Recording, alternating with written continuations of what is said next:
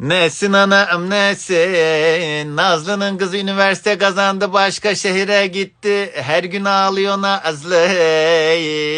Arkadaşlar neredesiniz ya? Yalnız kaldım. Arkadaşlar ne?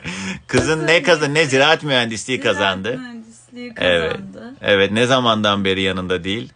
2 gün mü ne oldu? 2 gün 3 gün oluyor bugün. Sen de burada böyle hayalet gibi dolanıyorsun iki Evet gündür. ya, hiç mutlu değilim. Ama ne güzel, bak üniversiteli bir genç kız oldu. Evet oldu da işte yanımda olsaydı keşke. Hmm. Neyse. Kendi hayatını kuruyor işte.